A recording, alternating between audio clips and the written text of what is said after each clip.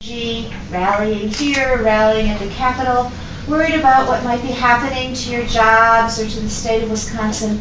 And I'm here to ask you for some of your energy and a lot of your hope to help me get elected on April 5th and restore democracy with a little d to the state of Wisconsin.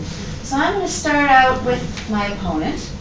On December 8th, as you all know, his campaign issued a press release stating that his re-election would preserve the conservative majority on the court and would complement the work of Governor Scott Walker and the new legislature. Within 1 hour, my campaign issued a press release denouncing that statement, and I have been telling every audience to whom I've spoken since what the Prosser campaign said and why it is so wrong. But no words I can use are as eloquent, no words I can use to express why that idea is so wrong, that the court should be there to promote the political agenda of the other branches of government. No words I can use are as eloquent as the voices that you and the rest of the people of Wisconsin have been raising around the state the last few weeks. Now, I've been traveling also around the last few months. We've put out, we figure, 9,000 miles on my mother-in-law's Buick. We call it the boat. And people tell me they don't want partisanship and politics on their court. Partisanship and politics have been in the legislative and executive branches where they belong, but they don't belong in the court. They do not want a justice who approaches cases by looking at what outcome will favor one political party or another. They want, we can do better. They want a court that is truly independent and impartial, that fulfills its constitutional role to be an independent check and balance on the other branches of government. Now, it seems that my opponent would disagree. He has said many times that he has the most partisan background of any justice on the court. He has touted his accessibility to the legislature and to the governor.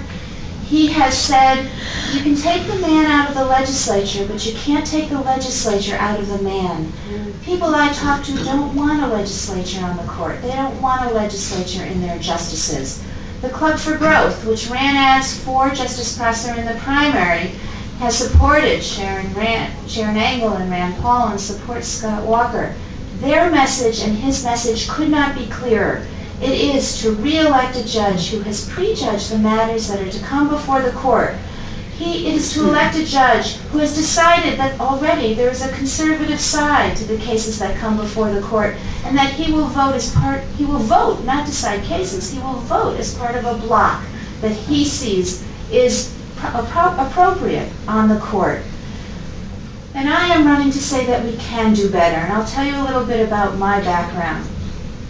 I got my BA at Yale, I had a scholarship, I worked a lot of jobs. I graduated early, I was a legal secretary, I used carbon paper, which some of you know. Typing those wills where you couldn't make any mistakes. I was a Russian studies major, I wanted to be ambassador, I went on to study international relations at the Woodrow Wilson School at Princeton, also on a scholarship, and I was a resident advisor. This was the mid-'70s, all the talk was about nuclear war, nuclear deterrence, and I'm more of a positive people person, so I switched and studied third world development. When I got my master's, my husband and I got married, and the next day we went into the Peace Corps.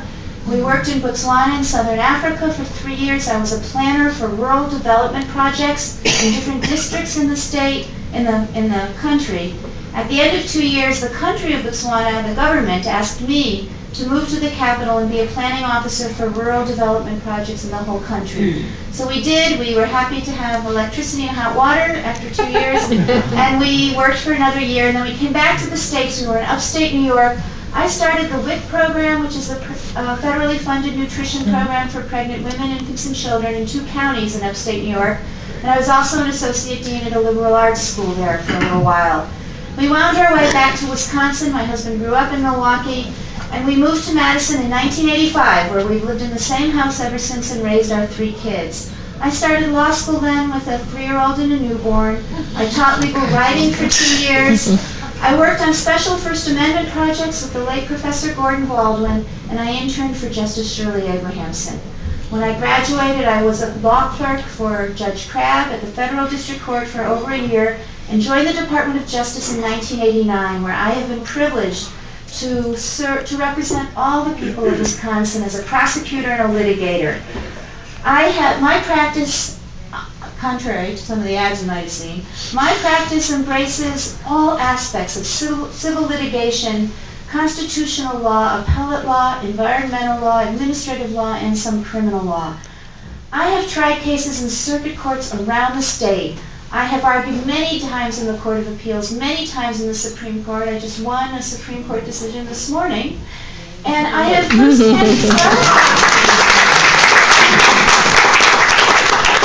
firsthand experience in how Wisconsin Supreme Court decisions must be understood and applied and followed by lower court judges, by their attorneys, by their clients. I also have firsthand experience in how judges need to be independent and impartial. I present my evidence, I make my arguments, I earn the respect of judges, they earn my respect, and they decide the case on the law and the facts. My success as a prosecutor depends on judges being independent and impartial. Those are not empty words, they have real meaning.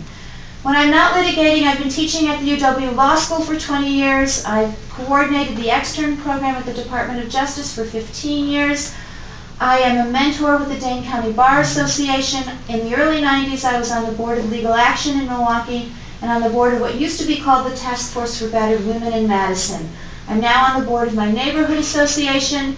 Like many of you, I've been a kids soccer team coach and manager, and I'm an ESL tutor. I've been working with a 70-year-old Russian refugee for over 5 years. We spent a year preparing for her citizenship test where we learned about the separation of powers and how the court is an independent check and balance on the other branches of government, and she took and passed that test last December. So all of these experiences inform how I approach being justice.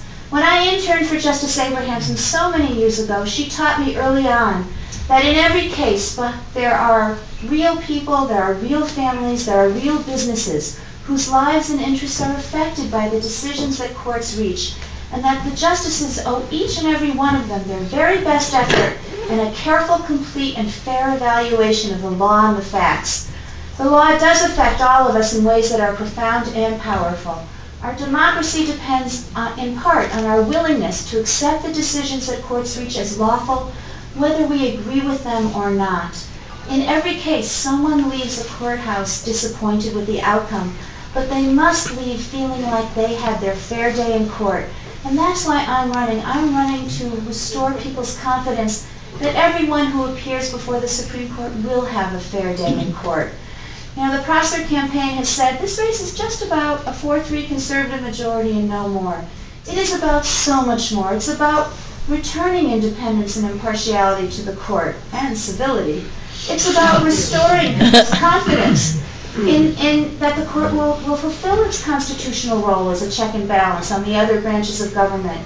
It is about restoring our trust in the ability of justices whom we elect to the highest court in the state, but they will approach cases by applying the law to the facts and decide cases based on the law and the facts and not on partisan politics and not on personal vendettas.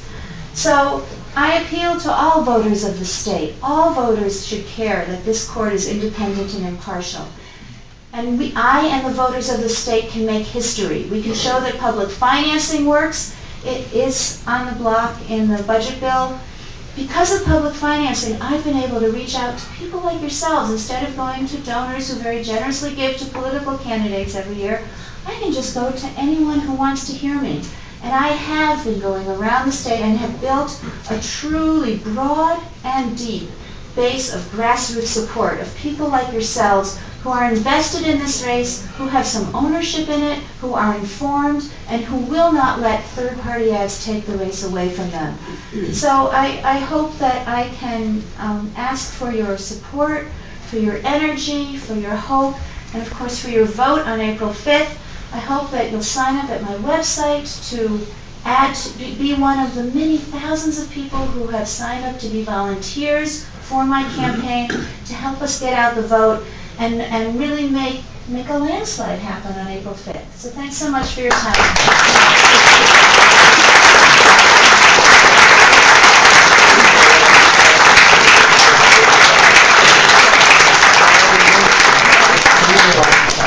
You'll have she'll be here for another almost an hour. So if you have questions, if you could ask her, so we can spread out a little bit. This is really, I don't know what the fire marshal would say. There's one introduction I didn't make last year. You know, as you all know, was a tough year for progressives around Wisconsin and the country. Except here in Jefferson County, in the county board races, we actually moved to a more progressive county board. And one of them is here, Jan Rue. And I wanted to introduce Jan.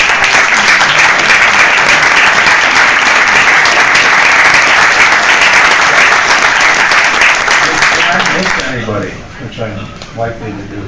So, all right. Well, thank you. And she will be here, like I said, almost another hour. So she can meet all of you. We can probably spread out into the bar and get a little breathing room here that way. Thank you. Thank you all for coming. Oh, and don't forget the clipboards that are going around for volunteers. There's clipboards going around if you're willing to volunteer. I'd appreciate it.